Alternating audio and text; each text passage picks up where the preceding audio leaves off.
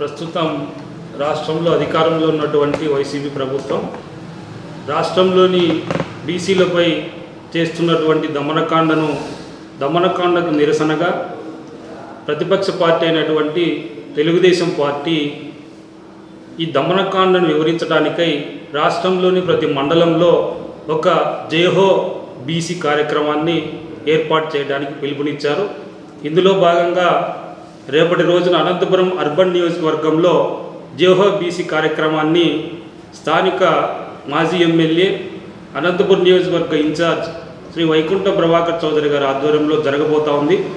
దీనిని నియోజకవర్గంలోని బీసీ సోదరులందరూ పెద్ద ఎత్తున విజయవంతం చేయవలసిందిగా కురుబ సాధికార సమితి తరపున మేము మీకు తెలియజేస్తూ ఉన్నాం.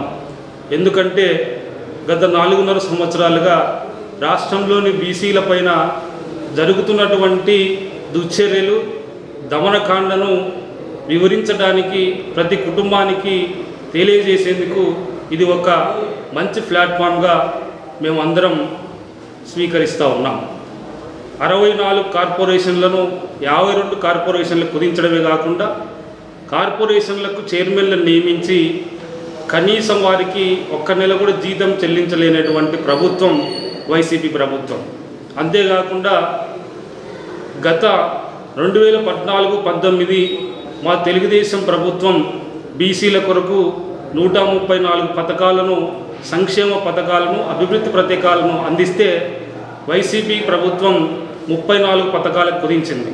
ఈ 34 పథకాలను కూడా అనేక కొర్రీలు విధిస్తూ పథకాలు అందకుండా సంక్షేమ అభివృద్ధి పథకాలకు దూరం చేసినటువంటి వైసీపీ ప్రభుత్వాన్ని ఇంటికి సాగనంపేందుకు ఈ రాష్ట్రంలోని బీసీలందరూ ఏకతాటిపైకి వచ్చి రాష్ట్ర భవిష్యత్తు కోసం, మన రాష్ట్ర యువత భవిష్యత్తు కోసం, రాష్ట్ర అభివృద్ధి కోసం తెలుగుదేశం పార్టీని అధికారంలోకి తీసుకురావడానికి బీసీలు ముఖ్య పాత్ర పోషిస్తారని తెలియజేసుకుంటూ మీ అందరం ముందు సెలవు తీసుకుంటాము.